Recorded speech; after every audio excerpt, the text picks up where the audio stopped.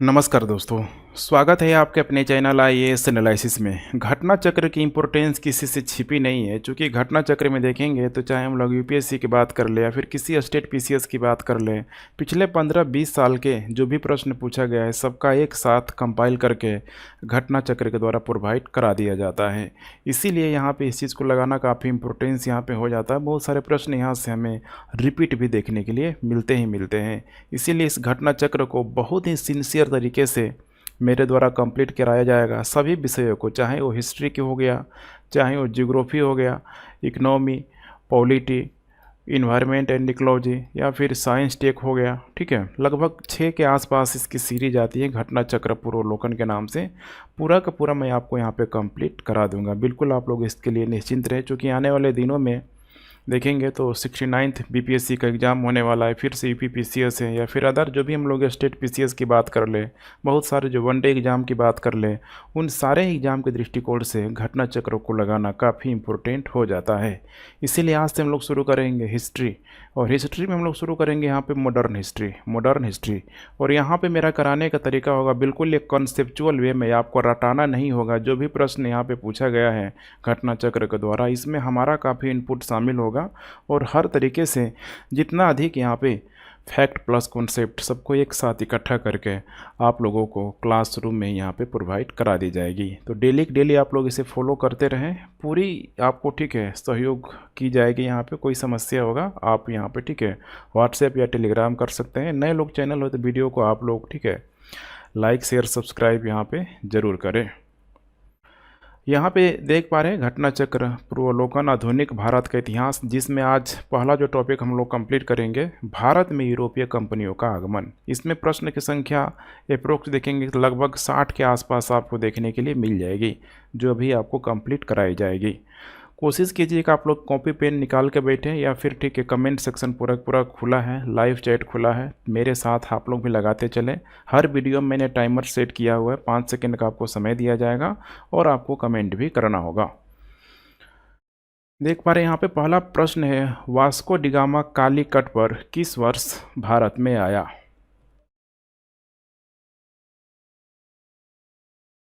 Comment आप लोग करते चले। इसका करेक्ट उत्तर हो जाएगा 1498 ईस्वी में। 1498 ईस्वी में। अब ये जो टाइम पीरियड है 1498 ईस्वी का, इसको बोला जाता है मध्यकाल का टाइम पीरियड, मध्यकाल का। चूँकि 3 खंड में बांटा जाता है, प्राचीन काल, मध्यकाल और उसके बाद से आधुनिक भारत।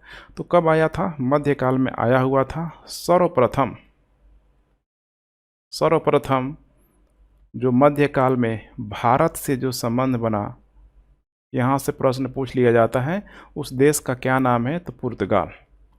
क्योंकि सर्वप्रथम पुर्तगालियों से ही भारत का संबंध बना। वास्को डिगामा आया कब? सबसे पहले भारत में आया है 20 मई 1498 ईस्वी को कालीकट में आया। कालीकट में आया तो जैसे आपको पता है कि वहाँ का जो शासक था जमोरिन के द्वारा उसका स्वागत भी किया गया। उसके बाद देखेंगे यहाँ पे तो पुर्तगालियों ने धीरे धीरे अपना व्यापार बढ़ाना यहाँ पे शुरू कर दिया। पुर्तगालियों ने कई सारे जगहों पे अपनी फैक्ट्रियाँ स्थापित करनी शुरू कर दी। जैसे कि कुछ इम्पोर्टेंट जगह है, कालीकट की बात कर लें, गोवा, दमन दीव या फिर हुगली हो गया, हुगली बंगाल के तरफ, ठीक है। कई सारे जगहों पे इन पुर्तगालियों के द्वारा अपना व्यापारिक कोठी स्थापित किया गया। प्रथम जो पुर्तगाली जो वायसराय था, प्रथम पुर्तगाली वायसराय, या फिर इसी को यहाँ पे गवर्नर जनरल के रूप में भी यहाँ पे जाना जाता है, उसका नाम था फ्रांसिस्को डी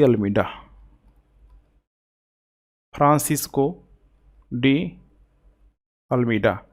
भारत में ये जब आया उस टाइम पीरियड को पूछा जा सकता है। 1505 ईस्वी में ये भारत में आया और इसके द्वारा सबसे इम्पोर्टेंट जो प्रावधानों को लागू किया गया, जिसका नाम है ब्लू वाटर पॉलिसी। इसी को, ठीक है, नीले समुद्र की नीति भी बोला जाता है। पूरे हिंद ओशियन में लागू कर दिया गया। इसका मतलब कि पुर्तगालियों का हिंद महासागर में कंट्रोल हो गया और बाकायदा इसके लिए ठीक है कार्टेज आर्मेडा पद्धति को भी यहाँ पे लाया गया। कार्टेज आर्मेडा पद्धति को भी यहाँ पे लाया गया, ठीक है। अर्थात एक परमिट होता था, इस परमिट को अगर पुर्तगालियों से कोई नहीं खरीदता था तो फिर उसके जहाज़ों को इन पुर्तगालियों के द्वारा ठीक है लूटपाट करके ठीक है पूरी तरीके से यहाँ पर लूट कर दिया जाता था, नष्ट कर दिया जाता था। नेक्स्ट, निम्न में से कौन नीला जल ब्लू वाटर नीति से संबंधित है? देख पा रहे द अल्मीडा है, अल्बुकर्क है, डुप्ले है, रॉबर्ट क्लाइव है। अब अभी मैंने बताया था इसका उत्तर, करेक्ट उत्तर हो जाएगा यहाँ पे द अल्मीडा, अल्मीडा, ठीक है। पुर्तगालियों ने किलों को मजबूत करने के बजाय एक चीज़ आप लोगों को ध्यान रखना है कॉन्सेप्ट के तौर पे, ठीक है। जैसे कि यहाँ पे हम लोगों को देखने के लिए मिलता है कि अंग्रेज़ों ने आया तो अंग्रेज़ों ने सबसे पहले भारत में अपनी व्यापारिक गतिविधियों को बढ़ाने का कोशिश किया, मुनाफे पे सबसे अधिक बोल दिया। लेकिन पुर्तगालियों ने यहाँ पे सर्वप्रथम जब भारत में आया, ऑलरेडी वास्को डिगामा जब भारत में आया खासकर कालीकट में, तो मसालों का बहुत अधिक खरीद के ले गया और यूरोप में लगभग 60 गुना से अधिक दामों में बेचा। तो उस लिहाजे से देखा जाए तो पुर्तगालियों को यहाँ पे सबसे अधिक जो बल देना चाहिए था वो व्यापारिक गतिविधियों पे बल देना चाहिए था। लेकिन पुर्तगालियों ने यहाँ पे व्यापारिक गतिविधियों की जगह, ध्यान रखिएगा, ठीक है, किलों को मजबूत करने के बजाय ये लोग कहाँ बल दिया सबसे अधिक? समुद्र पे बल दिया, हिंद महासागर में बल दिया, ब्लू वाटर पॉलिसी सब लेके आया, ब्लू वाटर पॉलिसी लेके आया। तो यहाँ पे कॉन्सेप्चुअल वे में यहाँ पे प्रश्न बनाया जा सकता है, इस चीज़ को आपको ध्यान में रख के चलना होगा, ठीक है। तो एक असफलता का कारण ये भी था पुर्तगालियों का कि अगर वे लोग शुरुआती में ही अगर अपने व्यापारिक गतिविधियों को भारत में मजबूती तौर से अगर स्टेबलाइज करता तो मुनाफा अधिक होता, तो आगे चल के ठीक उस मुनाफे का लोग अलग अलग भागों में, अलग अलग क्षेत्रों में लगाता, चाहे वो नौसेना को मजबूत करने में हो, चाहे वो सैनिक को मजबूत करने में हो। लेकिन ऐसा नहीं था। जब यहाँ पर आया अल्फांसो, ठीक है, यहाँ पे जब आया जिसका नाम था, ठीक है, फ्रांसिस्को द अल्मीडा, तो उसने ब्लू वाटर पॉलिसी ही लाया 1505 में। नेक्स्ट, मध्यकाल में सर्वप्रथम भारत से संबंध स्थापित करने वाले कौन थे? बहुत आसान आसान प्रश्न है, ठीक है, लेकिन इसी में आपको कई सारे कॉम्प्लिकेटेड प्रश्न मिलेंगे। कमेंट आपको करते चलना है। डच है, अंग्रेज है, फ्रांसीसी है, पुर्तगाली है। इसका करेक्ट उत्तर हो जाएगा डी, पुर्तगालियों से, ठीक है। एंशिएंट काल से अगर देखा जाए भारत का जो व्यापार है ये हो गया पूरा पूरा भारत, और इधर देखा जाए, ठीक है, तो पश्चिम एशिया का क्षेत्र हो जाएगा, ये मेडिटेरियन सी का इलाका हो जाएगा। और इधर मान लीजिए कि अगर ये यूरोप का अगर क्षेत्र है तो भारत का जो व्यापार था, देखिए एंशिएंट एरा से, प्राचीन काल से ही, खासकर प्राचीन काल में एक काल का नाम है जिसका नाम है मौर्योत्तर काल। मौर्योत्तर काल, उस समय कुषाण शासकों का नाम आप लोगों ने जरूर सुना होगा। कुषाण शासकों के समय से ही यहाँ पे काफ़ी बड़े मात्रा में व्यापार हो रहा था। लेकिन चूँकि आगे चल के व्यापारिक गतिविधियाँ पूरी तरीके से टूट गई, ठीक है, बीच में जब मुस्लिम धर्म का उदय हो गया तो बहुत अधिक समस्या होने लगी। अर्थात कह सकते हैं कि अब जो व्यापारिक गतिविधियाँ जो पहले यूरोप से हुआ करती थी, उतने बड़े रोमन साम्राज्य से हुआ करती थी, आगे चल के वो जो कंट्रोल था मुस्लिमों को हाथों में आ गया। तो इसके वजह से समुद्री जो व्यापारिक मार्ग उनका पूरी तरीके से बाधित हो गया और फिर वे लोग नए रास्तों की तलाश करने लगे और फाइनली वास्को डिगामा के द्वारा, ठीक है, 1498 ईस्वी के आसपास उस नए रास्तों की अर्थात समुद्री खोज यहाँ पे कर ली गई, ठीक है। तो ध्यान रखिएगा, कुषाणों को आप लोग ध्यान में रखना होगा। जो चाइना से जो सिल्क रूट था, इसी के माध्यम से इन लोगों का व्यापार होता था। नेक्स्ट, वास्को डिगामा भारत कब आया हुआ था? देखिए वहीं सारा प्रश्न यहाँ पे कुछ रिपीट हो रहा है। इसका बहुत आसान उत्तर हो जाएगा 1498 ईस्वी में, 1498 ईस्वी में। लेकिन पहली बार जो भारत जब आया वास्को डिगामा तो 1498 में आया और ठीक है मसाला लेके गया, 60 गुना से अधिक दामों में, ठीक है, यूरोप में बेचा। लेकिन आपको ध्यान रखना है कि वास्को डिगामा 3 बार भारत आया हुआ था। तो दूसरी बार जब भारत आया, दूसरी बार वास्को डिगामा भारत आया 1502 ईस्वी में आया, और तीसरी बार भारत आया 1524 में। और तीसरी बार जब भारत में आया तो भारत कहीं होके रह गया। अर्थात एक तरीके से कह सकते हैं कि 24 दिसंबर 1524 को वो आया, ठीक है, वो केरला में कोचीन में इसकी यहाँ पे मृत्यु हो गई। कोचीन में इसकी मृत्यु हो गई।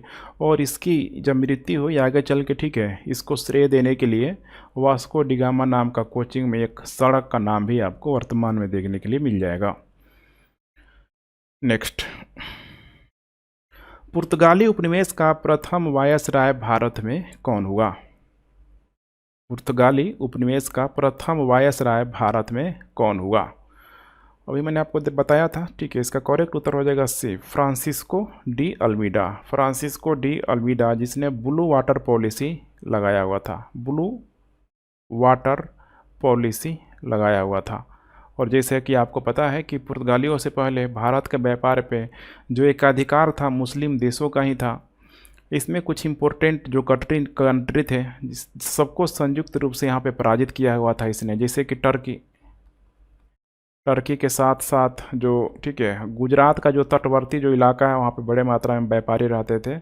इसके साथ साथ मिस्र की सेनाओं को फ्रांसिस्को डी अल्मीडा के द्वारा संयुक्त रूप से पराजित भी यहाँ पे किया गया था, ठीक है। कारण क्या था यहाँ पे? तो मुस्लिम जो व्यापारी थे किसी भी कीमत पे, ये लोग तो समझ रहा था पहले से कि यूरोपीय लोग क्या है, धीरे धीरे लोग एक एक करके आना शुरू हो जाएगा और हमारा व्यापारिक जो एकाधिकार है टूट जाएगा। जितना मुनाफा होता था उस मुनाफे में बड़ी मात्रा में यहाँ पे कमी आ जाएगी, ठीक है। तो ध्यान रखिएगा। आगे चल के इसी के समय 1509 ईस्वी में दीव पर अधिकार कर लिया गया। और यकीन मानिए उस समय तक देखा जाए तो हिंद ओशियन में, पूरे हिंद महासागर में सबसे शक्तिशाली कह सकते हैं कि नौसेना के रूप में उस समय पुर्तगालियों की ही थी, जब तक ब्रिटिश लोगों का भारत में आगमन नहीं हुआ था। तो ये लोग वहीं करता था, कार्टेज अर्मेडा पद्धति को लेके यहाँ पे, ठीक है, जहाज़ों पे कर लगाता था, कर की वसूली करता था, बजाय कि भारत में बहुत अधिक व्यापारिक गतिविधियों को प्रोत्साहन देने के बजाय। नेक्स्ट, निम्नलिखित में से किसने वास्को डिगामा का कालीकट में स्वागत किया हुआ था? बहुत आसान सा प्रश्न है।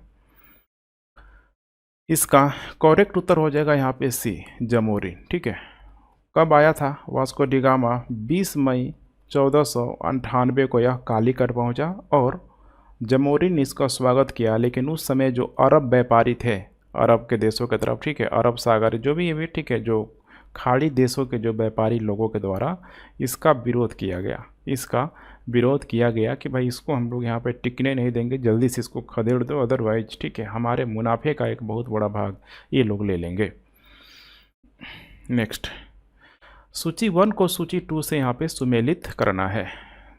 लगाते चलिए आप लोग, ठीक है। सूची 1 को सूची 2 से सुमेलित करना है। जैसे कि यहाँ पे देख पा रहे हैं समुद्री यात्री है, इधर यहाँ पे देश है। जैसे कि वास्को डिगामा की बात करें तो वास्को डिगामा ने, ठीक है, सॉरी, ये देश है। वास्को डिगामा कहाँ का था? तो ये का हो जाएगा तो, ठीक है, पुर्तगाल का था, ध्यान रखिएगा। उसके बाद यहाँ पे हो जाएगा क्रिस्टोफर कोलंबस, ये हो जाएगा स्पेन का। और उसके बाद हो जाएगा कैप्टन कुक, ठीक है, कैप्टन कुक कहाँ का हो जाएगा?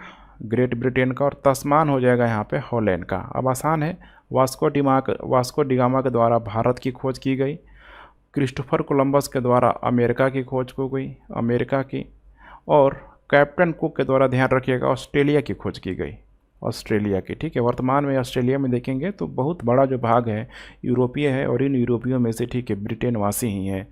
तस्मान के द्वारा, जैसे नाम से ही लग रहा है, तस्मान सिंह, ठीक है, इसके द्वारा यहाँ पे, ठीक है, तस्मानिया की खोज की गई, तस्मानिया की यहाँ पे खोज की गई। पहले इसको वान डिमंस बोला जाता है, ठीक है, मैंने बोला जाता था, अभी वर्तमान में इसको न्यूजीलैंड के नाम से भी जाना जाता है, न्यूजीलैंड। तो वैसे भी प्रश्न बनाया जा सकता है, इस तरीके से आपको ध्यान में रख के चलना है। एक और इम्पोर्टेंट नाम है कैब्रल, ठीक है, कैब्रल, जो कि ये भी एक पुर्तगाली नाविक था।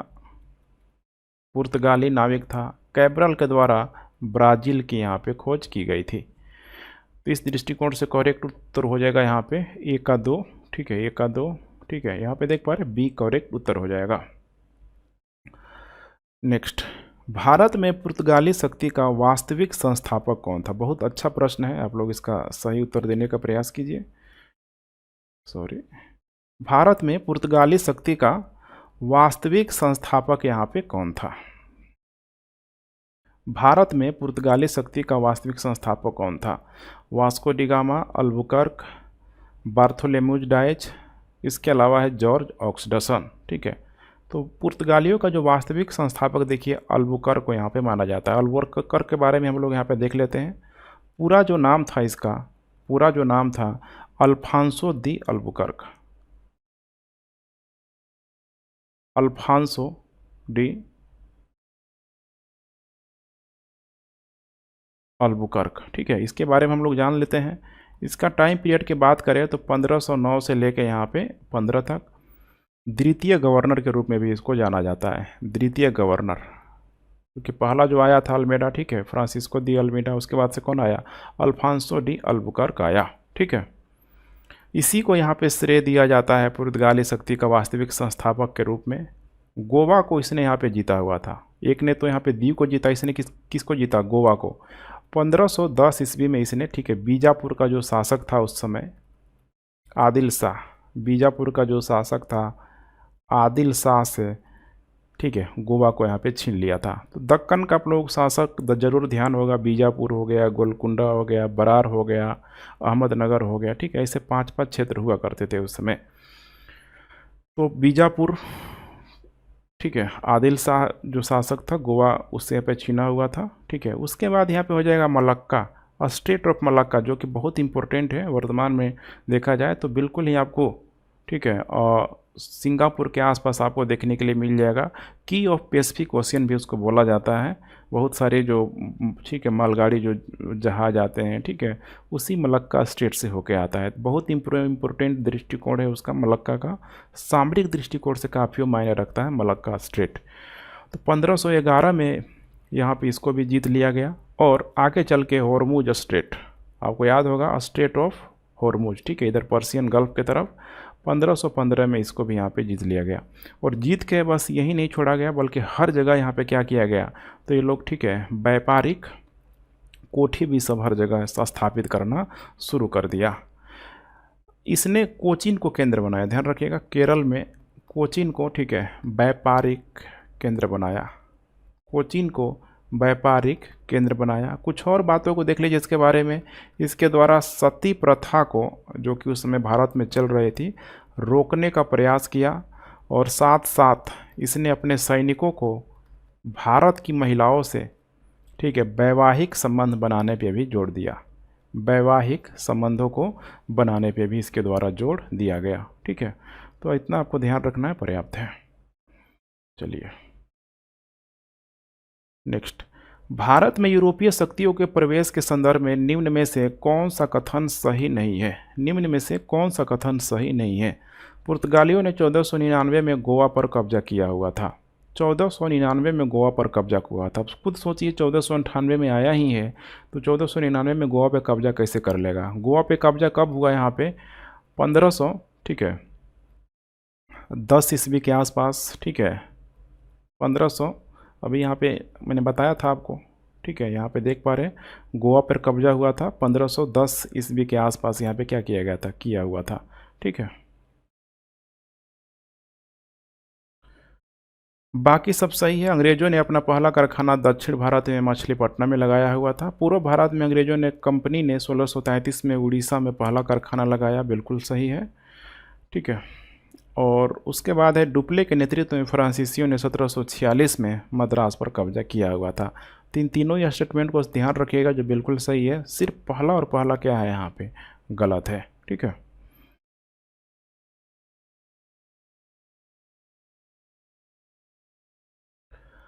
पुर्तगालियों ने भारत में निम्नलिखित में से किस स्थान पर दुर्ग का निर्माण किया हुआ था? दुर्ग का निर्माण किया हुआ था, किस स्थान पे किया हुआ था? ठीक है, अभी मैंने आपको बताया हुआ था। ठीक है, कोचीन में। करेक्ट उत्तर हो जाएगा यहाँ पे सी, कोचीन में। ठीक है, किसके नेतृत्व में किया गया था यहाँ पे? तो अल्फांसो दी अल्बुकर्क के नेतृत्व में, अल्फांसो डी अल्बुकर्क के नेतृत्व में, अल्बुकर्क के नेतृत्व में। ठीक है, 1503 में ही यहाँ पे किया गया था। लेकिन ध्यान रखिएगा, 1503 में ये गवर्नर तो नहीं था। ठीक है, ये गवर्नर रही था काफ़ी लंबे समय तक। ध्यान रखिएगा, गवर्नर ये बाद में बना हुआ है, लेकिन काफ़ी लंबे समय तक भारत में इसको रहने का, ठीक है, मतलब कह सकते हैं एक अनुभव था। तो अल्फांसो दी अल्बुकर्क के नेतृत्व में, जब वायसराय नहीं था 1503 में ही कोचीन में, ठीक है, उसकी यहाँ पे कह सकते हैं कि दुर्ग का निर्माण किया गया था, किलेबंदी की गई थी। किन यूरोपियों ने भारत में प्रथमतः यहाँ पे समुद्री व्यापारिक केंद्र स्थापित किया? अंग्रेज, फ्रांसीसी है, पुर्तगाली है, डच है। प्रथम समुद्री व्यापारिक केंद्र, अब यहाँ पे बहुत इंपॉर्टेंट हो जाता है। मैंने आपको शुरुआत ही में बताया हुआ था कि समुद्री व्यापारिक जो केंद्र स्थापित किया गया था शुरुआत ही में पुर्तगालियों ने, ठीक है। ब्लू वाटर पॉलिसी, ये लोग बहुत अधिक स्थलीय व्यापार को न महत्व देते हुए समुद्री व्यापार पे पुर्तगालियों के द्वारा सबसे अधिक बल दिया गया था। नेक्स्ट, बंगाल की निम्नलिखित फैक्ट्रियों में से एक जो पुर्तगालियों द्वारा स्थापित की गई थी वह क्या थी, उसका नाम क्या था? देखते चलिए आप लोग, ठीक है। बांदेल है, चिंसुरा, हुगली, श्रीरामपुरा। इसका करेक्ट उत्तर हो जाएगा यहाँ पे हुगली, ठीक है। पुर्तगाली जो गवर्नर था उस समय देखा जाए तो नीनो डी कुन्हा यहाँ पे आ चुका था, Nuno da Cunha, Nuno da Cunha. इसकी टाइम पीरियड की बात करें तो 1529 से लेकर, ठीक है, 1538 तक, काफ़ी लंबे समय तक इसको भी भारत में रहने का अनुभव था।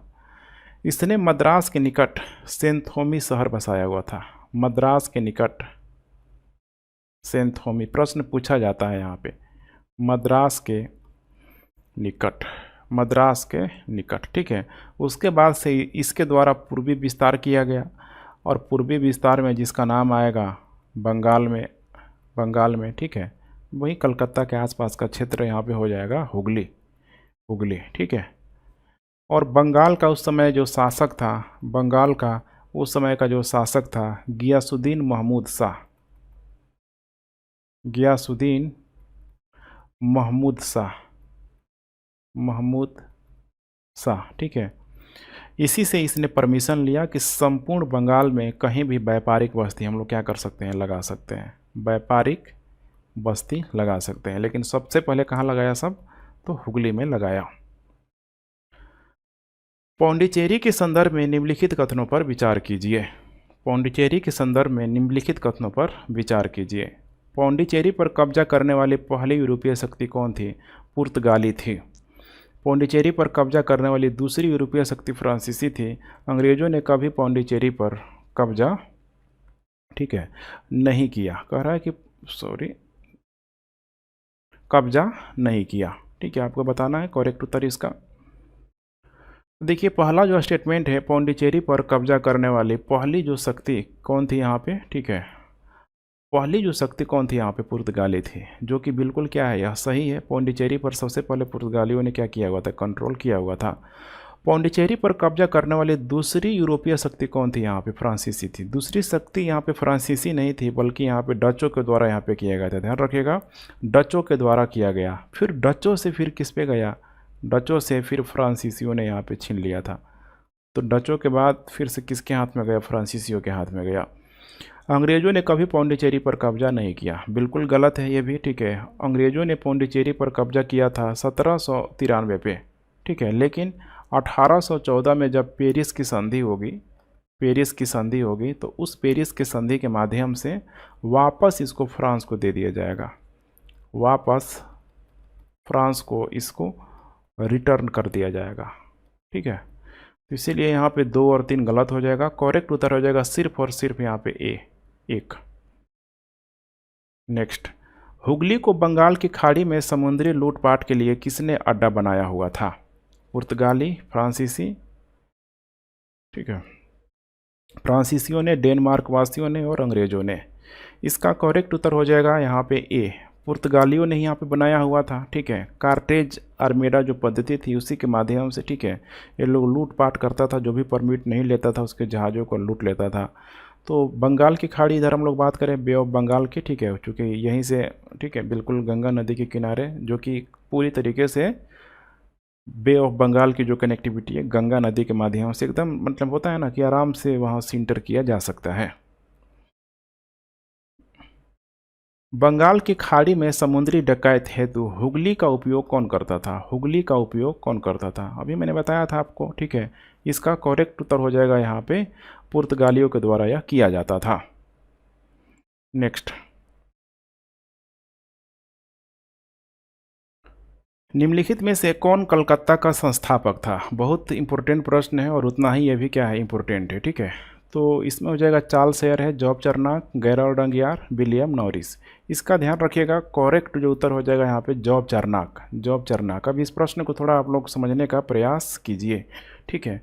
इसका अगर हम लोग बैकग्राउंड की बात करें, बैकग्राउंड की बात करें, ये कॉन्सेप्ट पूरा पूरा आपको अभी समझ लेना है, ठीक है। जैसे कि आपको याद होगा कि ये जो टाइम पीरियड है औरंगजेब का टाइम पीरियड है, औरंगजेब का टाइम पीरियड है, ठीक है। और औरंगजेब के समय चूंकि अंग्रेज लोगों को बिल्कुल चारा नहीं चल रहा था, नाक रगड़ते हुए सब वो सब नज़र आ रहा था जब तक औरंगजेब जिंदा था।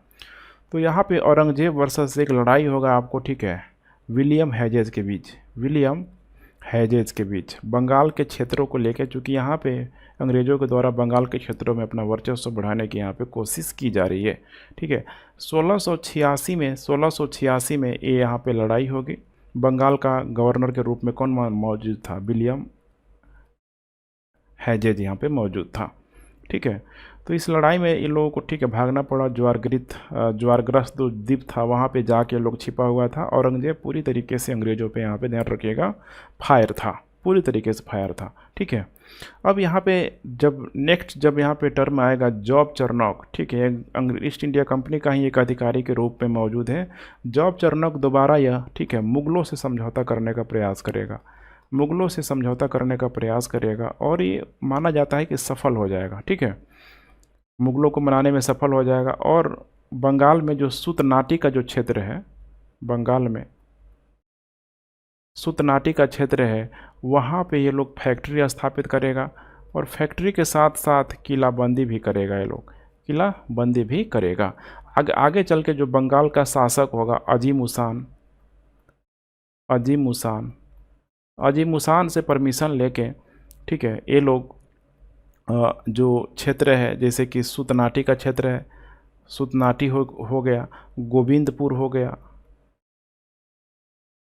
सुतनाटी, गोविंदपुर, और उस समय कालीकाता बोला जाता, ठीक है, कालीकाता।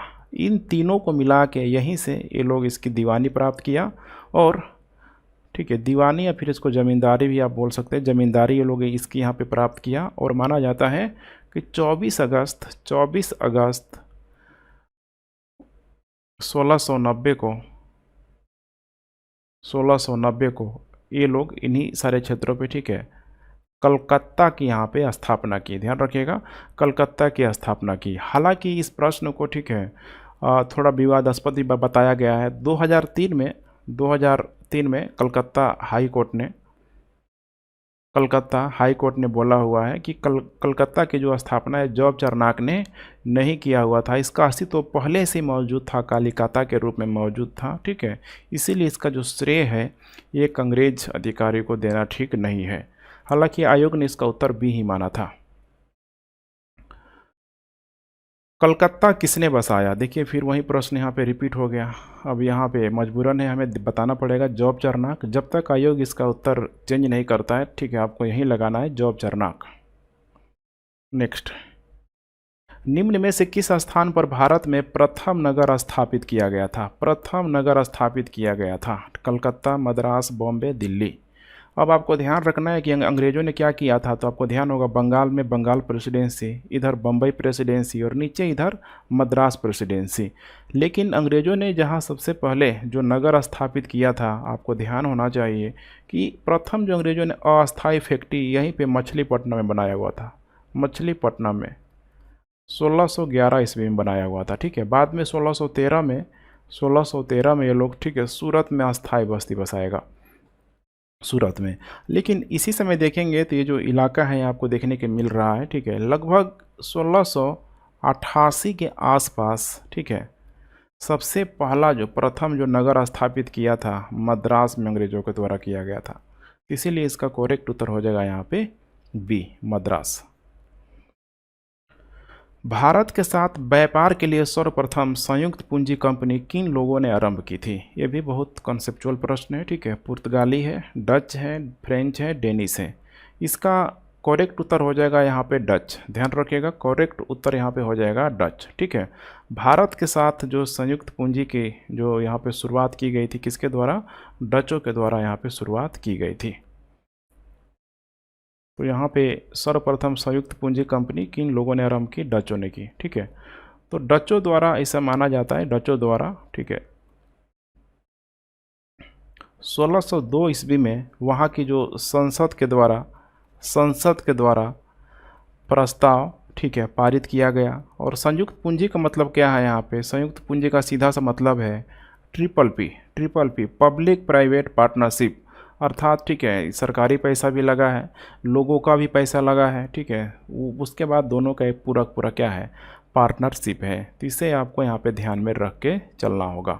ठीक है, लेकिन आपको अगर पूछा जाए कि सर्वप्रथम जो संयुक्त पूंजी किन लोगों ने आरंभ की थी, तो यहाँ पे आपको ध्यान रखना है, यही मैंने बताया था आपको शुरुआत में कंसेप्चुअल प्रश्न है, यहाँ पे ब्रिटिश नहीं दिया हुआ है, इंग्लैंड नहीं दिया हुआ है। ठीक है, अगर इंग्लैंड होता तो इसका करेक्ट उत्तर यहाँ पे हो जाता इंग्लैंड, क्योंकि इंग्लैंड में, ठीक है, जब ईस्ट इंडिया कंपनी की, हालांकि उसका नाम बहुत लंबा चौड़ा है, शॉर्टकट में उसको, ठीक है, ईस्ट इंडिया कंपनी भी बोल दिया जाता है। तो इंग्लैंड में जो ईस्ट इंडिया कंपनी की जो स्थापना हुई थी, आपको याद होगा 1599 में ही उसकी नींव यहाँ पे रख दी गई थी। लेकिन 1599 में नींव रखी गई थी, लेकिन आया कब? डचों के बाद ये सब भारत में आया। क्योंकि आने का जो क्रम है ये भी इम्पोर्टेंट हो जाता है, प्रश्न पूछा जाता है। शुरुआत में कौन आया? पुर्तगाली लोग भारत में आया। पुर्तगालियों के बाद से यहाँ पे डच लोग भारत में आया। डच के बाद से फिर कौन हो जाएगा? ठीक है, ब्रिटिश, इंग्लैंड वाला लोग, ब्रिटिश के बाद से फिर कौन आया? यहाँ पे डेन लोग आया। और डेन के बाद तब फिर कौन आया? लास्ट में सबसे अंतिम में फ्रांसीसी लोग यहाँ पे आया हुआ। ठीक है, इधर थोड़ा सा दिख नहीं रहेगा, मेरी आवाज़ को आप लोग सुन के काम चला लीजिए। लेकिन इसकी जो स्थापना हुई थी थोड़ा सा उसमें अंतर है। जैसे पुर्तगाली जब लोग भारत में आया 1498 में, डच लोग भारत में आया लगभग देखा जाए, ठीक है, तो 1605 में, ब्रिटिश लोग आया भारत में 1608 में, डेन लोग भारत में आया, ठीक है, 1620 के आसपास, और फ्रेंचों का माना जाता है 1600, ठीक है, 68 के आसपास। लेकिन इसकी स्थापना देखेंगे तो डिफरेंट है। जैसे कि पुर्तगालियों का तो सेम है, 1498 ही है, लेकिन यहाँ पे मैंने बताया था कि ब्रिटिश कंपनी की जो स्थापना कब हुई थी? 1599 में हो चुकी थी। और यहाँ पे डच कंपनी की स्थापना कब हो रही है? 1602 में हो रही है। ठीक है, 1602 में हो रही है। तो यहीं से थोड़ा अंतर आपको देखने के लिए मिल जाएगा। डेन कंपनी की जो स्थापना हुई है 1616 में, आया कब है सब? 1620 में। और फ्रांसीसी कंपनी की स्थापना हुई है 1664 में, आया कब है सब? 1668 में। ठीक है, तो इसमें मात्र दो ही का अंतर है, डच और ब्रिटिश का। ठीक है, जिसकी स्थापना पहले हुई है लेकिन आया बाद में है सब, जिसकी स्थापना, ठीक है, मैं बात कर रहा हूँ ब्रिटिशरों की, जिसकी स्थापना हुई ना 1599 में, पहले हुआ है लेकिन आया है सब 1608 में। डचों की स्थापना, यहाँ पे कंपनी का स्थापना 1602 में ही है, लेकिन आया है सब पहले। नेक्स्ट, निम्नलिखित कथनों में से कौन सा कथन सही है? आधुनिक कोची भारत की स्वतंत्रता तक, ठीक है, डच उपनिवेश था। किसका उपनिवेश था? डच उपनिवेश था। बिल्कुल ये, ठीक है, गलत हो जाएगा। डचों ने पुर्तगालियों को पराजित किया और आधुनिक कोची में उन्होंने फोर्ट विलियम का निर्माण किया। बिल्कुल ये करेक्ट स्टेटमेंट है। ठीक है, पुर्तगाली उपनिवेश के, ठीक है, ये है ना यहाँ पे आधुनिक कोची भारत की स्वतंत्रता तक डच उपनिवेश था। डच उपनिवेश नहीं था ये, ठीक, उपनिवेश तो था लेकिन पुर्तगाली उपनिवेश था, पुर्तगाली उपनिवेश था। ठीक है, 1503 में बना हुआ था। डचों ने पुर्तगालियों को पराजित किया और आधुनिक कोची में उन्होंने फोर्ट विलियम का निर्माण किया। ये बिल्कुल करेक्ट स्टेटमेंट है। आधुनिक कोची पहले डच उपनिवेश था, जिस पर बाद में पुर्तगालियों का अधिकार हो गया। ये भी बिल्कुल गलत है। आधुनिक कोची कभी भी ब्रिटिश उपनिवेश का भाग नहीं था। अब ये तो कभी भी ऐसा नहीं है। ठीक है, तो सी, डी और ए यहाँ पे तीनों गलत है। करेक्ट उत्तर हो जाएगा बी। नेक्स्ट, भारत में ईस्ट इंडिया कंपनी की सफलता का राज क्या था? भारत में राष्ट्रीय भावना की कमी, कंपनी की सेना को पश्चिमी प्रशिक्षण मिलाता था, उनके पास आधुनिक हथियार थे, भारतीय सैनिकों में राष्ट्रीय भावना का अभाव था, जिसके फलस्वरूप कोई उन्हें अच्छा वेतन दे अपनी सेवा में लगा सकता था।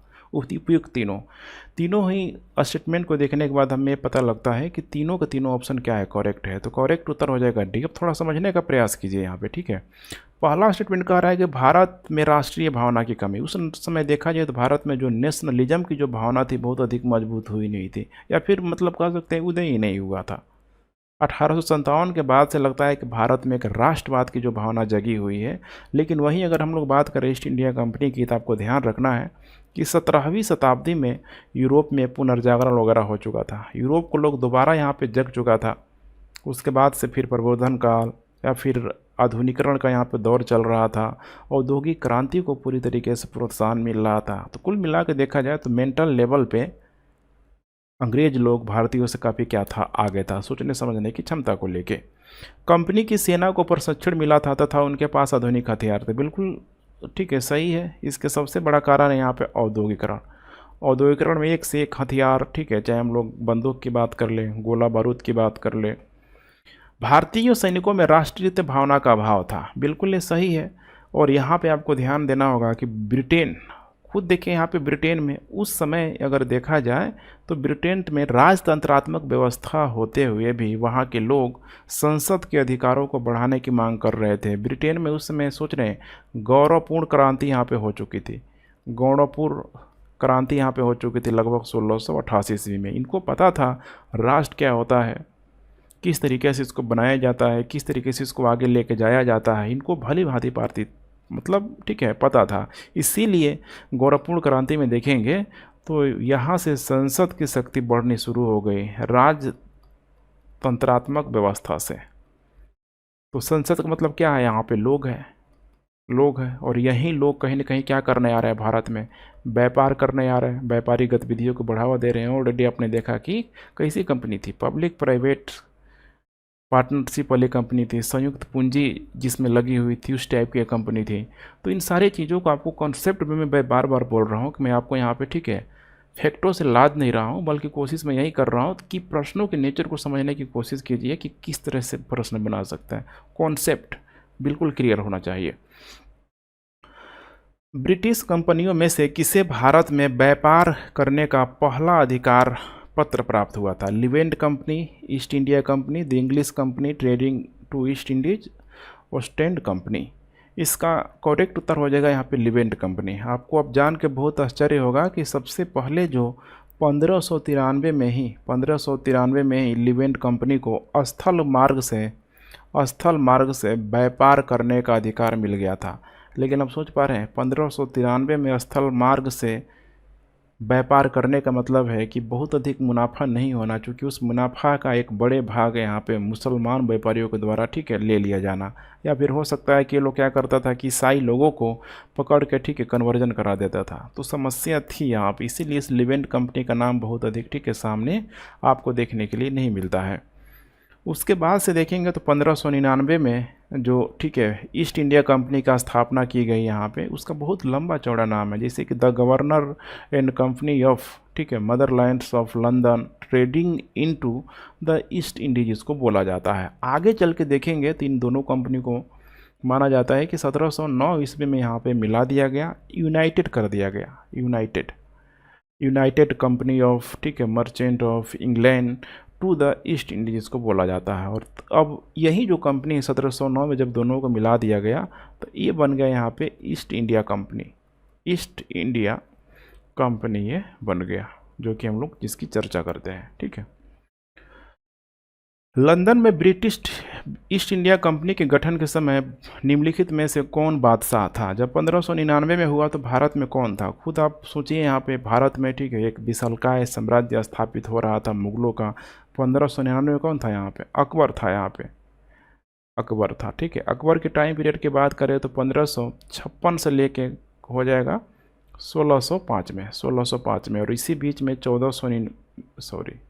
1599 में ईस्ट इंडिया कंपनी की यहाँ पे क्या हो रही थी, स्थापना हुई थी। ठीक है, कुछ माना जाता है कि व्यापारियों ने पूर्वी द्वीप समूह के लिए व्यापारिक योजना बनाई, कंपनी की स्थापना हुई, और फिर बाद में जाके ठीक है सभी लोगों का पैसा, उसे माना जाता है कि ब्रिटेन की महारानी का भी पैसा लगा हुआ था। किस मुगल सम्राट के काल में इंग्लिश ईस्ट इंडिया कंपनी ने भारत में सर्वप्रथम कारखाना स्थापित किया? किसके काल में स्थापित किया? ठीक है, इसका देख पा रहे हैं, अकबर है, जहांगीर है, शाहजहां है, औरंगजेब है। अब यहाँ पे इंग्लिश ईस्ट इंडिया कंपनी की स्थापना हुई, वो तो यहाँ पे जहांगीर के समय हुई, आपको ध्यान होगा, जहांगीर के समय हुई आपको, ठीक है।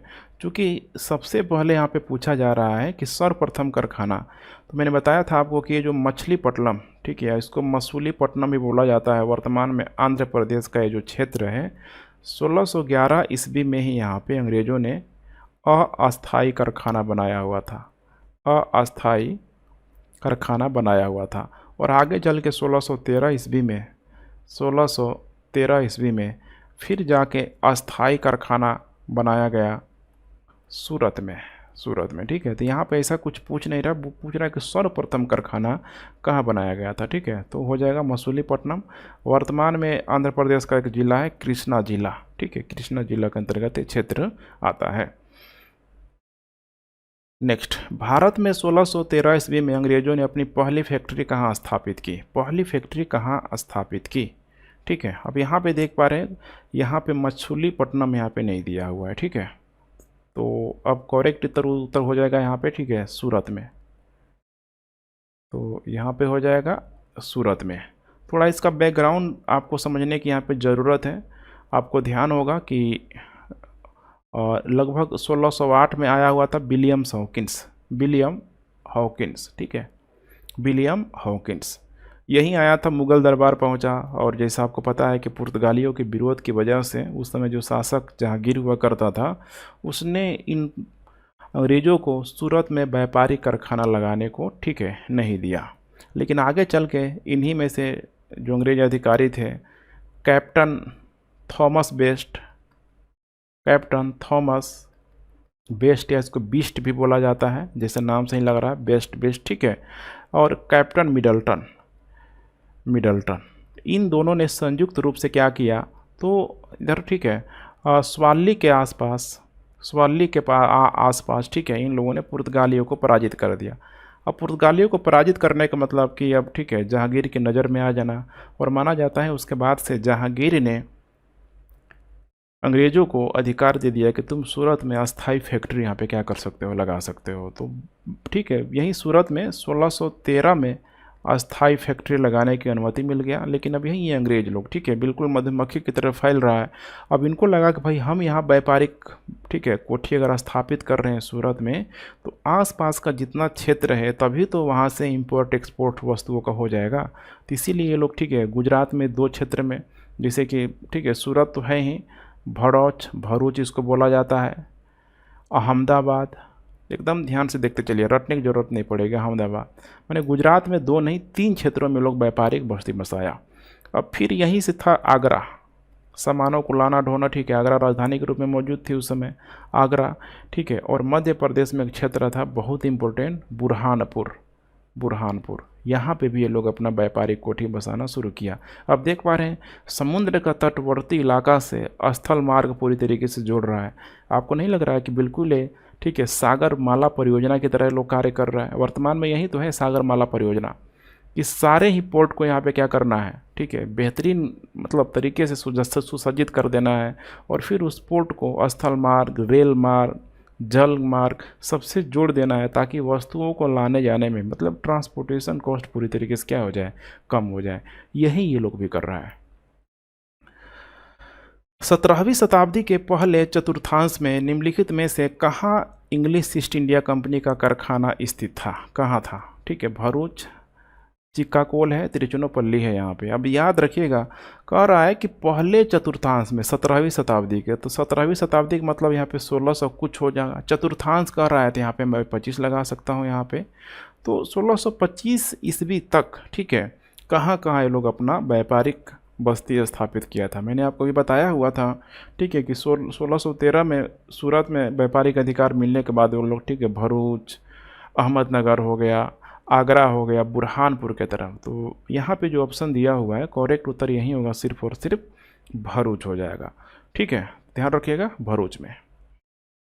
ऐसे ही आपको हल करना है, ठीक है, कॉन्सेप्ट इसी तरीके से बना के चलना है। और एक कॉन्सेप्ट, ठीक है, आपको रिवीजन करने से आएगा, और क्वेश्चन को जब इस तरीके से लगाएंगे तो फिर वो धीरे धीरे आपके अंदर भी वो टेंडेंसी आने लगेगी। ईस्ट इंडिया कंपनी की प्रथम फैक्ट्री स्थापित की गई थी, कहाँ स्थापित की गई थी प्रथम फैक्ट्री? बहुत आसान सवाल दे दिया, सूरत में। ठीक है, नेक्स्ट, निम्नलिखित में से किस अधिकारी ने पुर्तगालियों को स्वाली के स्थान पर हराया हुआ था? अभी मैंने बताया हुआ था, ठीक है, कैप्टन बिस्ट के नेतृत्व में। ठीक है, कैप्टन बिस्ट, थॉमस बिस्ट भी इसको बोला जाता है, थॉमस बिस्ट के नेतृत्व में यहाँ पे हराया गया था। ठीक है, तब जाके इन लोगों को 1613 में जहांगीर से व्यापारिक यहाँ पे अनुमति मिल गई। लेकिन अब सूरत जो है, यहाँ पे सूरत में जैसे कि देखा जाए तो सबसे पहले पुर्तगालियों ने बस्ती बसाया, पुर्तगालियों के बाद से देखा जाए यहाँ पे तो अंग्रेज़ों ने, लेकिन उसके बाद से देखेंगे सूरत में तो डच लोग भी आएगा, डच भी यहाँ पे व्यापारिक बस्ती बसाएगा 1616 में।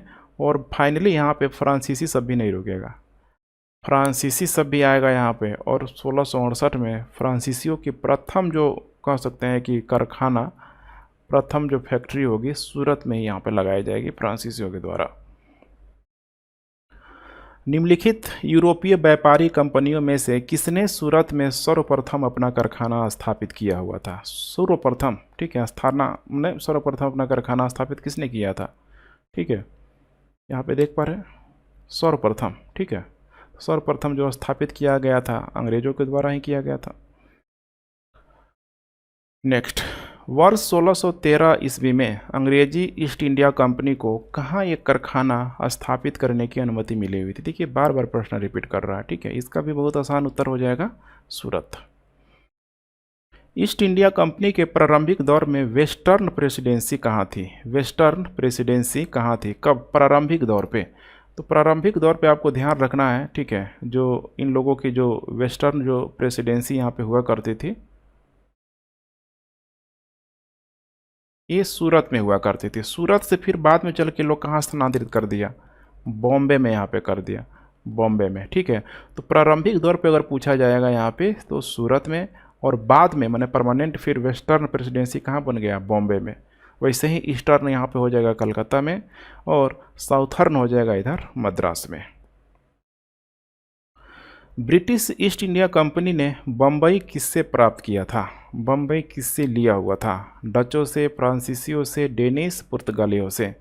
इसका, ठीक है, करेक्ट उत्तर हो जाएगा यहाँ पे पुर्तगालियों से। अब इसका थोड़ा बैकग्राउंड समझने का प्रयास कीजिए कि कैसे पुर्तगालियों से अंग्रेज़ों के पास चला गया बॉम्बे जैसा इतना इम्पोर्टेंट क्षेत्र। ठीक है, आपको ध्यान होगा यहाँ पे, ठीक है, चूँकि पुर्तगाली जो कंपनी थी बिल्कुल एक सरकारी कंपनी थी, जहाँ पुर्तगाल में राजतंत्रात्मक व्यवस्था चल रहा था, वहीं ब्रिटेन में देखा जाए तो राजतंत्रात्मक व्यवस्था चल रहा था, लेकिन संसद की शक्ति बढ़ रही थी गौरवपूर्ण क्रांति के माध्यम से।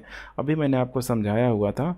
और ब्रिटेन की जो कंपनी आई थी भारत में वो, ठीक है, बिल्कुल एक प्राइवेट जो संयुक्त पूंजी यहाँ पर लगा हुआ था।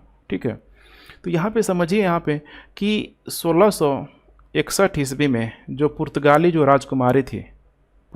राजकुमारी थी जिसका नाम था यहाँ पे कैथरीन का यहाँ पे विवाह हो गया यहाँ पे। ठीक है, इंग्लैंड का जो सम्राट उसमें हुआ करता था चार्ल्स द्वितीय सम्राट नहीं था एक्चुअली, ये शायद मेरे ख्याल से प्रिंस था। ठीक है, जो भी हो यहाँ पे, इसके साथ यहाँ पे विवाह हो गया। अब विवाह हो गया तो अब आपको समझना है कि बम्बई पर अधिकार अगर पुर्तगालियों का था तो पुर्तगाली कैसी कंपनी थी? सरकारी कंपनी थी, वहाँ राजा ही सर्वे सर्वा होता था। तो अपनी बेटी का उसने कैथरीन को, ठीक है, मतलब कह सकते हैं दहेज के रूप में, उपहार के रूप में, ठीक है, किसको दे दिया? बम्बई को दे दिया। बम्बई को किसको दे दिया? यहाँ पे चार्ल्स द्वितीय को यहाँ पे दे दिया। अब चार्ल्स द्वितीय ने क्या किया आपको समझना है यहाँ पे। ठीक है, चार्ल्स द्वितीय को लगा कि अब बम्बई है, ठीक है, हम इंग्लैंड में हैं, बम्बई मिला हुआ है, भारत के क्षेत्र मिला हुआ है, तो इसने क्या किया, तो 10 पाउंड प्रति वार्षिक की दर से, 10 पाउंड प्रति वार्षिक, अर्ली होता है वार्षिकी की दर से, दर से यहाँ पे, ठीक है, किराए पर इसने ब्रिटिश कंपनी को दे दिया, यहाँ पे दे दिया। तो अगर देखा जाए कॉन्सेप्चुअल दृष्टिकोण से तो कंपनी को जो बम्बई मिला, किससे मिला? ब्रिटेन के सम्राट से मिला, चार्ल्स द्वितीय सम्राट या प्रिंस ही मेरे ख्याल से, थोड़ा इसको, ठीक है, आप लोग करेक्शन कर लीजिएगा। ठीक है, ये नहीं कि आप लोग कमेंट कर ले कि गलत करा दिया। ठीक है, प्रिंस नहीं है, चार्ल्स प्रिंस नहीं है, सम्राट है। जहाँ तक मुझे ध्यान आ रहा है प्रिंस ही है। तो अगर व्यवहारिक दृष्टिकोण से देखा जाए तो ब्रिटिश कंपनी को मिला किससे, चार्ल्स द्वितीय से मिला, लेकिन वैसा ऑप्शन यहाँ पे है नहीं, दिया है पुर्तगाली, तो इसीलिए करेक्ट उत्तर हो जाएगा यहाँ पे डी, पुर्तगालियों से। नेक्स्ट, निम्नलिखित में से किस वर्ष प्रयागराज के किले पर अंग्रेजों का अधिकार स्थापित हुआ? प्रयागराज के किले पे 1790, 1792, 1796, 1797। इसका करेक्ट उत्तर हो जाएगा यहाँ पे 1797 ईस्वी में। उस समय ये क्षेत्र था अवध के अंतर्गत था। अवध का जो नवाब हुआ करता था उस समय, ठीक है, सादत अली, सादत अली, ठीक है, सादत अली ने 1797 में इस किले को अंग्रेजों को यहाँ पे सौंप दिया। ईस्ट इंडिया कंपनी के किस अंग्रेज गवर्नर को औरंगजेब द्वारा भारत से निष्कासित किया गया था? किसको निष्कासित किया गया था? अंगियार है, sir John Child, sir John Gayer, sir Nicholas Waite. इसका करेक्ट उत्तर हो जाएगा सर जॉन चाइल्ड को, ठीक है। 1688 की मैं एक घटनाक्रम के जिक्र कर रहा हूँ, ठीक है। बम्बई, बम्बई, चूँकि बम्बई में अब कंट्रोल किसका हो गया है, ठीक है, मिल गया है किसको, अंग्रेजों को यहाँ पे मिल गया है।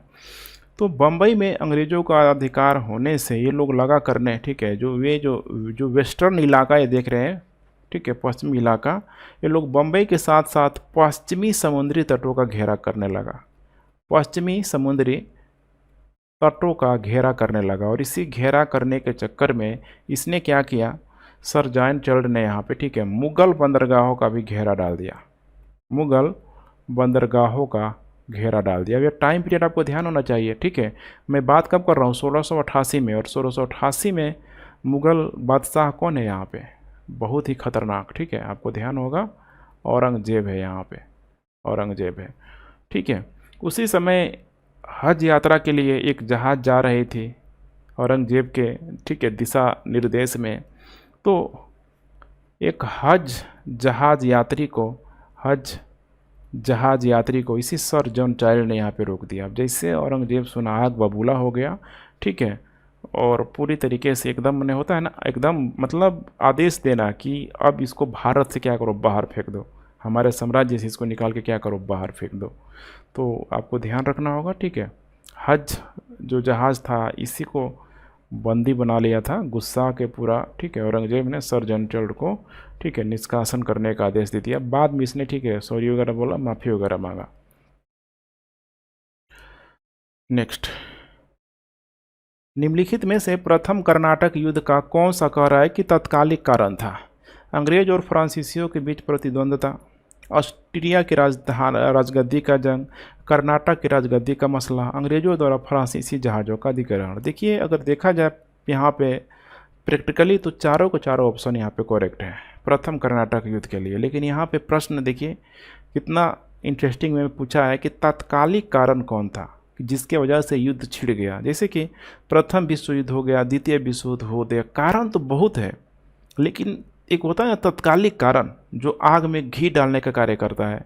तो वो कारण था यहाँ पे अंग्रेजों द्वारा फ्रांसीसी जहाज़ों का, ठीक है, आक्रमण या मैंने अधिग्रहण कर सकते हैं। चूँकि यहाँ पे हुआ ये था जो, ठीक है, अंग्रेज जो कैप्टन था बर्नेट, ये नाम आपको ध्यान में रखना है, ठीक है।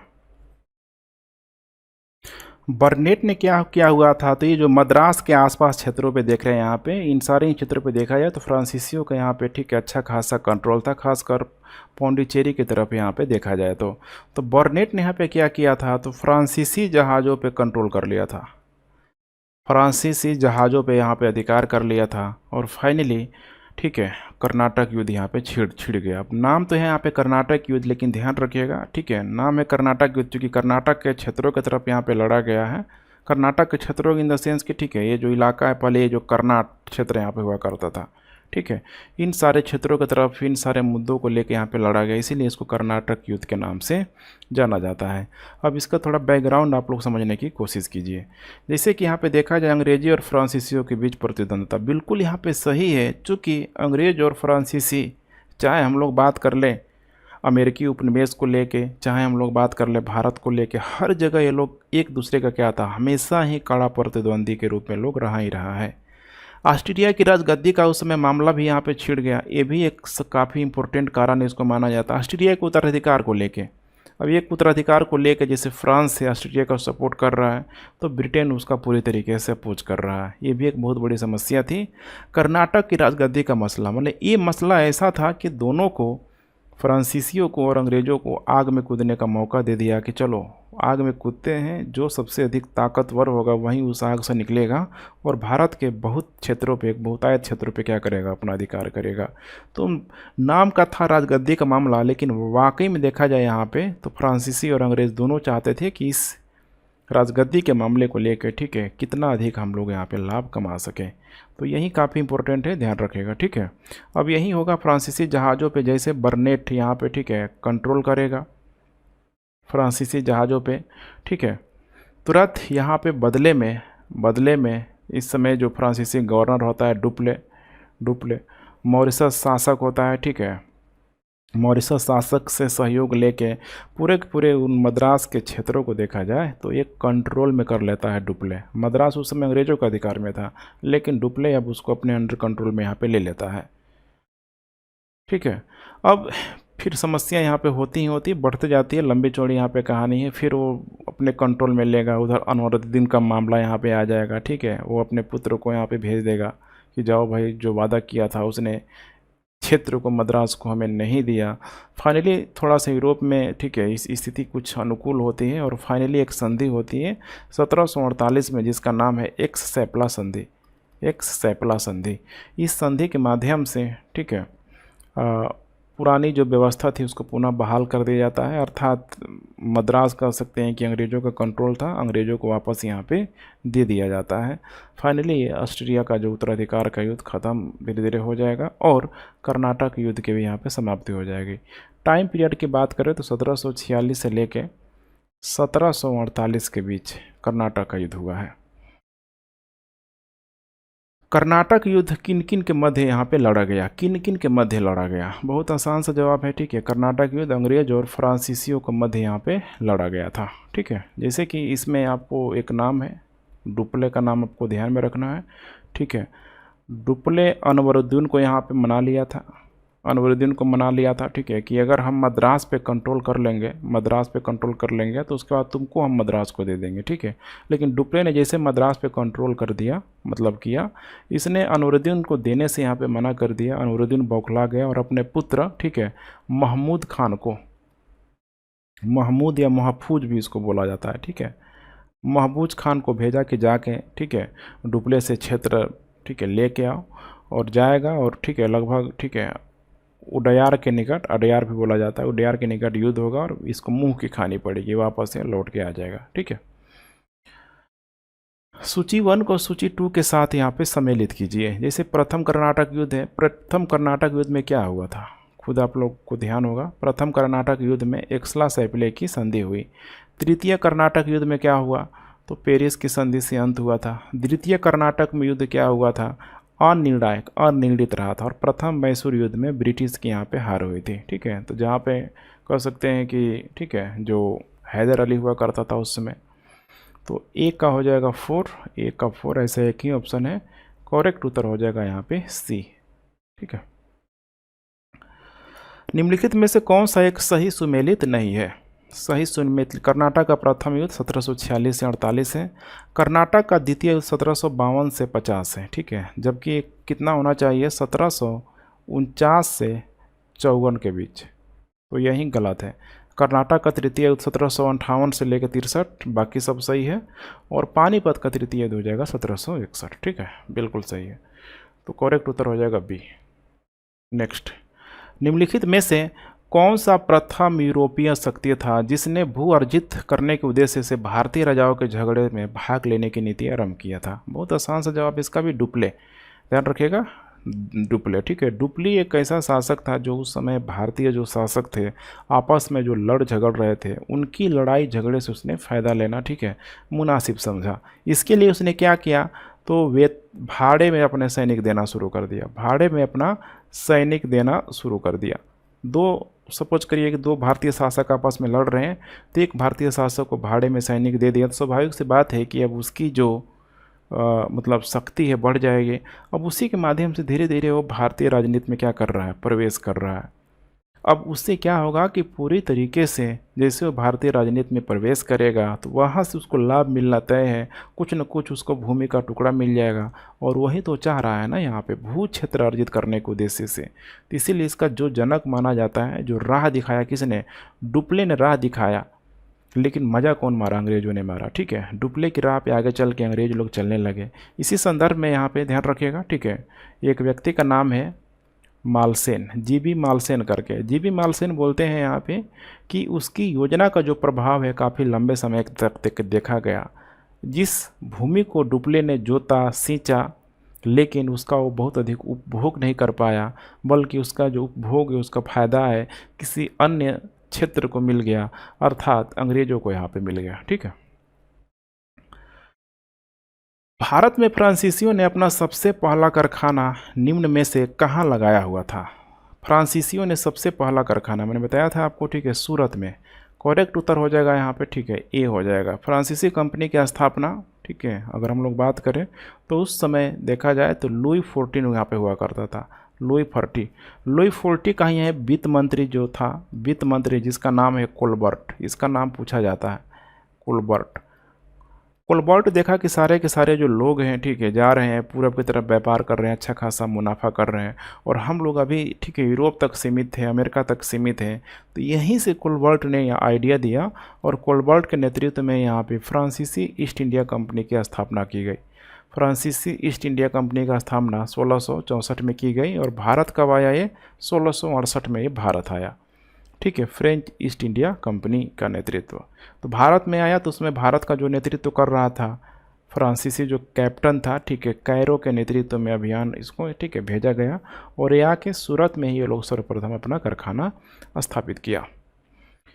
फ्रांसीसी ईस्ट इंडिया कंपनी स्थापित कब हुई थी, ठीक है, कंपनी संस्थापित हुई थी कब नहीं पूछ रहा है, किसके नेतृत्व में। तो अभी मैंने बताया था आपको, ठीक है, किसके नेतृत्व में यहाँ पे हुआ था, लुई 14वें के शासनकाल में। ठीक है, और इसी का जो वित्त मंत्री हुआ था जिसका नाम था कोलबर्ट। नेक्स्ट, निम्नलिखित में से किसे भारत में फ्रांसीसी कंपनी का संस्थापक माना जाता है। संस्थापक कौन है, अभी मैंने बताया था आपको, ठीक है, कोलबर्ट। नेक्स्ट, बंगाल में निम्न में से कौन सा कारखाना डचों ने स्थापित किया था। बंगाल में डचों ने, ठीक है, हुगली पे, करेक्ट उत्तर हो जाएगा यहाँ पे सी, हुगली में बंगाल ने, ठीक है, सर्वप्रथम कारखाना स्थापित किया हुआ था। लेकिन यहाँ पे आपको ध्यान रखिएगा, चूँकि यहाँ पे हम लोग जब बात करते हैं डचों की तो 1600, ठीक है, अब 35 से लेके देखा जाए, 1635 से लेके 1656 के आसपास, तो ये लोग हुगली और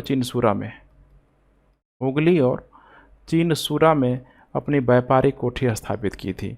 लेकिन सबसे पहले जो डचों ने व्यापारिक कोठी स्थापित की हुई थी 1627 में, ठीक है, 1627 में पीपली में, बंगाल का ही जो क्षेत्र है पीपली, आप लोगों ने मूवी जरूर देखा होगा पीपली लाइव, ठीक है, तो उसी पीपली में यहाँ पे स्थापित की गई थी। लेकिन वैसा कोई ऑप्शन यहाँ पे दिया नहीं है, तो इसका आयोग जो है, ठीक है, आयोग ने उत्तर माना है, सी को भी माना है और बी को भी माना हुआ है। ठीक है, तो यहाँ पे प्रश्न एक तरीके से देखा जाए तो गलत हो जा रहा है। तो आपको कॉन्सेप्ट में ध्यान रखना है, डचों ने सबसे पहले स्थापना बंगाल में पीपली में किया, उसके बाद से हुगली और चिनसूरा में किया गया। ठीक है, 1635-1656 के बीच किया गया। कब किसकी स्थापना पहले की गई इसका साक्ष्य बहुत अधिक यहाँ पे नहीं मिला हुआ है। डच ईस्ट इंडिया कंपनी ने किस वर्ष अपनी फैक्ट्री पटना में स्थापित की। ये बहुत आसान है, ठीक है, 1632 ईस्वी में यहाँ पे डचों के द्वारा किया गया। ठीक है, आपको ध्यान होना चाहिए, देखिए बंगाल की समृद्धि हमेशा से ही, ठीक है, विदेशी लोगों को खासकर यूरोपियों को आकर्षित करती रही है। 1632 में ये वही दौर है जब डच ईस्ट इंडिया कंपनी की स्थापना हुई, और यहाँ पे पटना में जब स्थापना हुई तो उनकी आर्थिक तंगी की वजह से, ठीक है, पटना में, ठीक है, मतलब कह सकते हैं कि जो व्यापारिक कारखाना था वो पूरी तरीके से ख़त्म हो गया, नष्ट हो गया। आगे चल के जहाँ पे डचों ने पटना में जहाँ पे अपना कारखाना लगाया था, आगे चल के उसी जगह पे देखेंगे तो वर्तमान में पटना कॉलेज की यहाँ पे स्थापना हुई है। पटना यूनिवर्सिटी जिसे बोला जाता है, ठीक है। कहीं ना कहीं देखिए ऐतिहासिक जो मोमेंट है जुड़ा हुआ है, जो वर्तमान में आपको, ठीक है, कहीं न कहीं उसका जो साक्ष्य भी देखने के लिए मिलेगा, जो कि आपको रटने की प्रक्रिया से बाहर निकलेगा। अब पटना यूनिवर्सिटी को जब भी देखेंगे, जब भी नाम आएगा, तो आसानी से आपको रिलेट कर सकते हैं कि वहीं पे डचों ने क्या किया था, अपनी, ठीक है, बिहार में पहली फैक्ट्री स्थापित की हुई थी। नेक्स्ट, फ्रांसीसी दक्कन में शांति आंदोलन स्थापित करने में असफल रहे, क्यों असफल रहे? डुप्ले सक्षम सेनापति नहीं था। ये तो गलत है, डुप्ले बहुत ही सक्षम सेनापति था। अगर सक्षम सेनापति नहीं होता तो भारतीय शासकों से भू अर्जित का ख्वाब वो नहीं देखता। अंग्रेज़ों की फौज शक्तिशाली थी, ये बहुत अच्छा ऑप्शन है, ठीक है। अंग्रेज़ों की फौज शक्तिशाली थी। अंग्रेज़ों की जो नौसेना थी, यूरोप में देखा जाए तो सबसे जो सर्वश्रेष्ठ नौसेना के रूप में अंग्रेज़ों की ही थी यहाँ पे, तो इसमें कहना कोई गलत नहीं है, ठीक है। वहीं देखा जाए तो और भी कारण है, जैसे कि अंग्रेज़ी जो कंपनी थी, प्राइवेट कंपनी थी, जितना भी उनका मुनाफा होता था उसका एक बहुत बड़ा भाग वे, ठीक है, सैनिक खर्चे में खर्च करते थे, आधुनिकीकरण में खर्च करते थे, औद्योगिकरण में खर्च करते थे।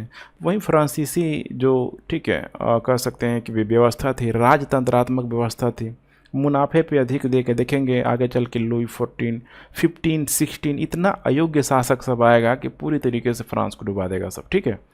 तो आपको यहाँ पे ध्यान रखना है, अंग्रेज़ों की फौज शक्तिशाली थी।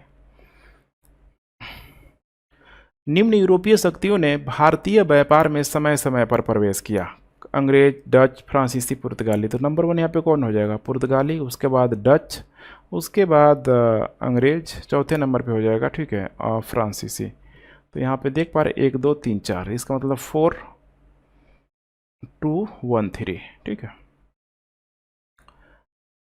सूची 1 को सूची 2 के साथ यहाँ पे सुमेलित करना है। पौंडीचेरी, गोवा, ट्रावनकोर, इसके बाद यहाँ पे सद्रास का क्षेत्र है। तो पौंडीचेरी में देखा जाए तो यहाँ पे कौन आया था? पौंडीचेरी में फ्रेंच लोगों का कंट्रोल हुआ था, ठीक है। गोवा में देखा जाए तो गोवा में कौन था? ठीक है, पुर्तगीज लोगों का, याद करिए, फ्रांसिस्को डी अल्मेडा का, जिसको वास्तविक संस्थापक बोला गया था। उसके बाद ट्रावनकोर हो जाएगा, ट्रावनकोर में हो जाएगा यहाँ पे, ठीक है, जो ट्रावनकोर में यहाँ पे हो जाएगा, ठीक है, डेन लोगों का। सद्रास का जो क्षेत्र है, सद्रास में बता दूँ ये मद्रास नहीं है, बल्कि सद्रास जो क्षेत्र है कोरोमंडल की तरफ वर्तमान में जो केरला का जो कांचीपुरम जिला है, कांचीपुरम जो जिला है, ठीक है, वहाँ पे देखने के लिए मिल जाएगा। तो सद्रास में हो जाएगा यहाँ पे, ठीक है, डचों का कंट्रोल। तो यहाँ पे करेक्ट उत्तर हो जाएगा एक का दो, ऐसा एक ही ऑप्शन है, ठीक है। करेक्ट उत्तर हो जाएगा यहाँ पे बी का 3, सी का हो जाएगा 4 और डी का हो जाएगा यहाँ पे 1। उस क्षेत्र की पहचान करें जहाँ से यूरोप वासियों को सर्वोत्तम सोरा और अफीम प्राप्त होता था। वो कौन सा क्षेत्र था? बिहार, गुजरात, बंगाल और उसके बाद है मद्रास। इसका करेक्ट उत्तर हो जाएगा ये बिहार, ठीक है। बिहार से ही डचों को बड़े मात्रा में सोरा प्राप्त होता था। सोरा मतलब समझ रहे हैं यहाँ पे गोला बारूद में, ठीक है, इसका बहुतायत मात्रा में उपयोग किया जाता था। आगे चल के देखेंगे तो, ठीक है, अंग्रेज़ों के समय बहुत आगे की बात है, वहाँ पे आंदोलन भी यहाँ पे किया जाएगा, खासकर छपरा के आसपास के रहने वाले जो भी मजदूर थे। अंग्रेजी शासनकाल में भारत का कौन सा क्षेत्र अफीम उत्पादन हेतु प्रसिद्ध है? कौन सा? बिहार, दक्षिणी भारत, गुजरात, असम, ठीक है। अगर देखा जाए क्लाइमेटिकली तो बिहार जो है, ठीक है, सबसे, ठीक है, प्रयुक्त उत्तर होगा यहाँ पे, ठीक है, करेक्ट उत्तर हो जाएगा यहाँ पे बिहार। निम्नलिखित यूरोपियों में से कौन सा एक स्वतंत्रता पूर्व भारत में व्यापारी के रूप में सबसे अंत में आए? सबसे अंत में कौन आया? फ्रांसीसी लोग भारत में आया सबसे अंत में 1600, ठीक है, 68 में, और सूरत में व्यापारिक बस्ती बसाया। पुर्तगाली सब कब आया? 1498 में। डच सब कब आया? 1605 में। और इंग्लिश सब कब आया? 1608 में। निम्नलिखित में से किन स्थानों पर डचों ने अपने व्यापारिक अड्डे स्थापित किए हुआ था? तो देखा जाए तो, ठीक है, नागपट्टनम, चिनसुरा, मछलीपट्टनम, सारा का सारा जो जगह है अंग्रेजों ने अपना व्यापारिक मतलब कह सकते हैं केंद्र स्थापित किया ही किया था। थोड़ा मैप में आप लोग देखने का प्रयास कीजिए, ठीक है। जैसे कि हम लोग बात करें इधर गुजरात के क्षेत्रों की तरफ, तो गुजरात में जैसे कि, ठीक है, सूरत हो जाएगा, भड़ौच हो जाएगा, अहमदाबाद हो जाएगा, ठीक है। वहीं अगर हम लोग दक्षिणी बात करें केरल के तरफ, केरल कोचीन में, ठीक है। तो यहाँ पे भी वो लोग अपना, ठीक है, व्यापारिक केंद्र स्थापित किया था कोचीन। वहीं इधर हम लोग बात करें इधर तमिलनाडु की तरफ, ठीक है, तो जैसे कि एक जगह है नागपट्टनम, नागपट्टनम, ठीक है। ऊपर देखेंगे यहाँ पे आंध्र प्रदेश की तरफ तो मछलीपट्टनम, मछलीपट्टनम। वहीं देखा जाए इधर, ठीक है, बंगाल में, तो बंगाल में जैसे कि, ठीक है, और यहाँ पे जो ऑप्शन दिया हुआ है चिनसुरा है, चिनसुरा। वहीं इधर देखा जाए उत्तर प्रदेश में, ठीक, ठीक है, तो यहाँ पे उत्तर प्रदेश बिहार में, जैसे बिहार में हो जाएगा पटना और उत्तर प्रदेश में हो जाएगा यहाँ पे आगरा, ठीक है। तो मैपिंग के दृष्टिकोण से सारी चीज़ें बहुत आसान होता है याद रखना, ठीक है, याद करने की ज़रूरत आपको नहीं रहेगी।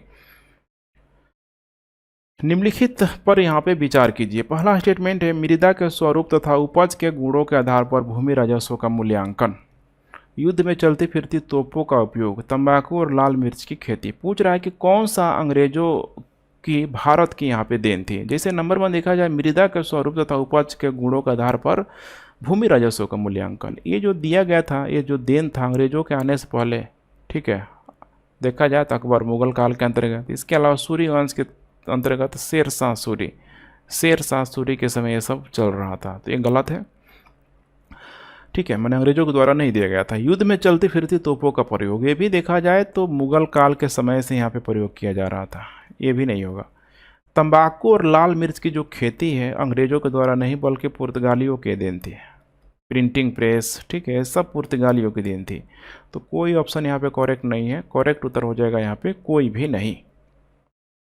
नेक्स्ट, किसने ईस्ट इंडिया कंपनी के बारे में यह टिप्पणी की कि कंपनी एक असंगति है परंतु यह उस व्यवस्था का भाग है जहां कुछ माने सब कुछ यहाँ पे क्या है, असंगत है। Warren Hastings, T B Macaulay, Lord Clive, Henry Dundas, ठीक है। इसका करेक्ट उत्तर हो जाएगा यहाँ पे बी, टीबी मैकाले के द्वारा, ठीक है। आया था ये 1834 से लेके 1838। आपको याद आ गया होगा मैकाले वहीं जो, ठीक है, अंग्रेजी मतलब अंग्रेजी भाषा को भारतीय शिक्षा व्यवस्था में क्या किया था, थोप दिया था पूरी तरीके से, ठीक है।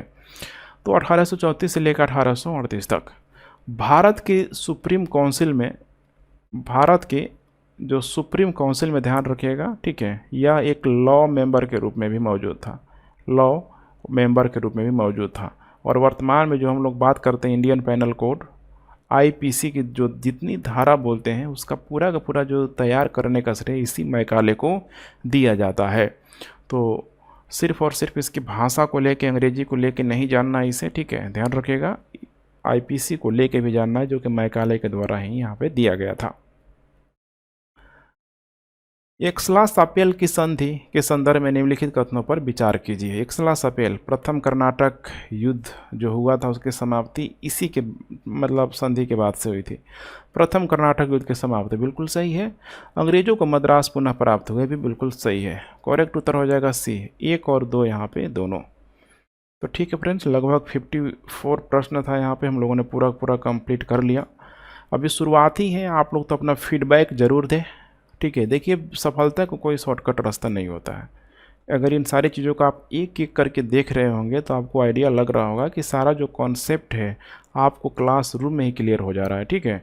अगर कोई भी दिक्कत हो तो नीचे आप कमेंट कर सकते हैं, व्हाट्सएप टेलीग्राम कर सकते हैं, पूरी आपको सहायता की जाएगी। और बिल्कुल निफिक्र रहें, आने वाले दिनों में इसी तरीके से हर एक टॉपिक को पूरी तरीके से कंप्लीट कराई जाएगी। बस इसमें आप एक कंडीशन में लगाता हूँ कि आप लोग वीडियो को अधिक से अधिक शेयर कीजिए, क्योंकि इतना जो क्वालिटी जो कंटेंट है इस तरीके से देखिए, कोई एफर्ट लगा के नहीं पढ़ाएगा, ठीक है। आपको सीधे लाइन बाय लाइन पढ़ देना तो वो रियल पढ़ाई वो नहीं है। यहाँ पे कुछ दिनों बाद आप भूल जाएंगे, कोई उसका फ़ायदा नहीं है। तो इस प्रक्रिया से जाने के लिए आपको समय लगेगा, ठीक है। और हमें सपोर्ट करने के लिए आप शेयर करें, चैनल को सब्सक्राइब करें। And thanks for watching. जय हिंद।